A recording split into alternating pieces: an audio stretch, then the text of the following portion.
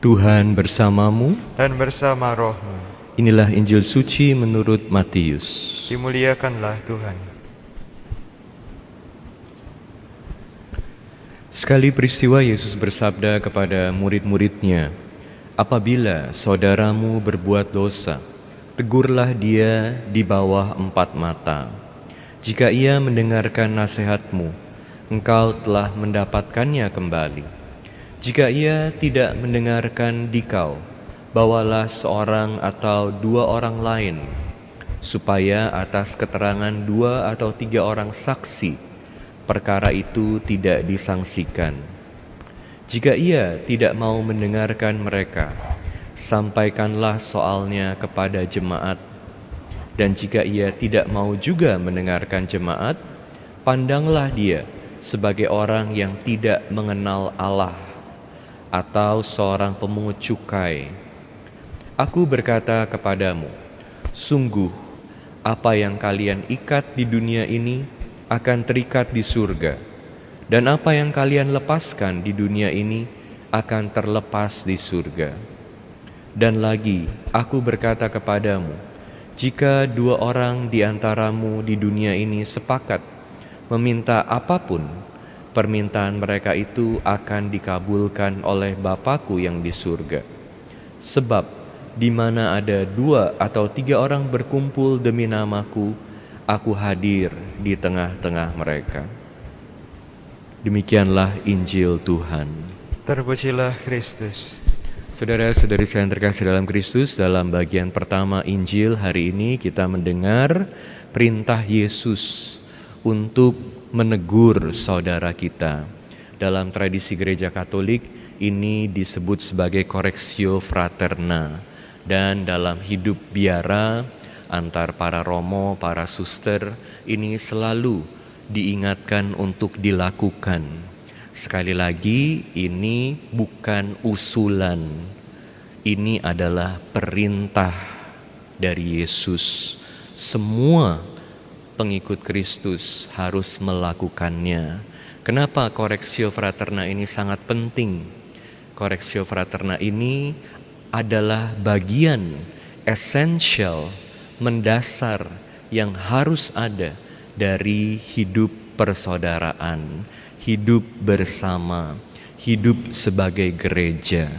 Jadi correctio dan fraterna tidak bisa dipisahkan.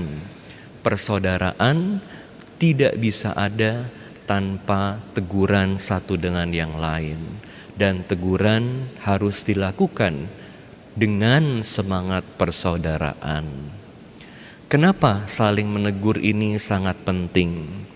Pertama, saling menegur sangat penting karena ini adalah jalan untuk berkomunikasi, bisa saling mengerti satu dengan yang lain. Seringkali dalam hidup sehari-hari kita melihat ada perbedaan-perbedaan pandangan.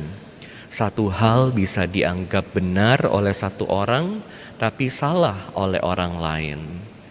Apalagi zaman sekarang di mana setiap orang seringkali memaksakan pandangannya. Nilai-nilai kebenaran menjadi kabur. Teguran menjadi semakin penting saat ini supaya kita bisa saling mengerti satu dengan yang lain, semakin memperjelas nilai dari berbagai tindakan yang kita lakukan, dan punya kesepakatan bisa melihat dengan semakin jelas mana yang benar dan mana yang salah. Itu yang pertama, makanya harus dikomunikasikan. Dan dengan komunikasi ini kita juga mengerti, oh ternyata dia pandangannya begitu, ini kurang tepat. Oh ternyata ada nilainya juga, ada alasannya. Kita semakin mengerti satu dengan yang lain. Tapi yang namanya dosa, yang namanya kesalahan, itu ada standar objektifnya. Jadi gereja terus percaya bahwa yang benar dan yang salah ini ada. Nah, kalau satu hal itu sudah benar-benar dilihat sebagai dosa dinilai sebagai dosa dan terus dilakukan oleh saudara kita, lebih lagi kita harus berusaha membawa dia untuk menyadari kesalahannya dan menjauhkan dosanya. Karena apa? Karena dosa selalu membunuh, mematikan. Jadi kalau kita tidak berusaha sekuat mungkin untuk membantu saudara kita menyadari dosanya dan menjauhkan diri dari dosa, kita sama dengan membiarkan dia mati. Memang tidak mudah untuk menegur dan secara keras membantu supaya orang menyadari dosanya dan keluar dari dosanya. Karena kita menjadi rentan, gampang konflik. Berani gak konflik? Justru tes dari persaudaraan, persahabatan sejati adalah saat kita berani menegur, berani mengatakan ini salah, berani bahkan berbicara dengan keras. Bukan karena kita mau menjatuhkan sahabat atau saudara kita, tapi justru karena mau menyelamatkan saudara kita. Sama seperti orang tua yang melihat anaknya melakukan hal yang salah, pasti dengan sekuat tenaga berusaha menyelamatkan anaknya. Justru orang yang gak suka sama kita, yang seneng kalau orang ini salah, dia ini salah, rasain satu hari pasti dia akan mati.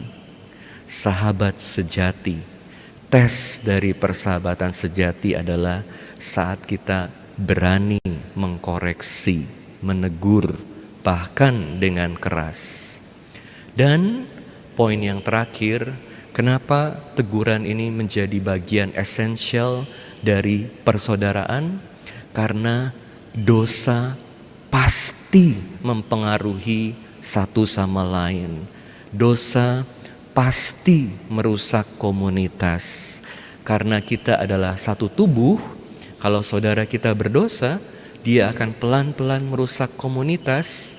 Kita harus berusaha sekuat mungkin untuk menyelamatkan komunitas, menyelamatkan keluarga, menyelamatkan anggota-anggota yang lain. Jangan sampai dosa dari satu saudara ini semakin membawa banyak yang lain terjerumus juga dalam dosa. Tidak mudah untuk saling menegur satu dengan yang lain, maka di akhir Injil ini Yesus mengatakan, di mana ada 2 atau 3 orang berkumpul demi namaku, aku hadir di tengah mereka.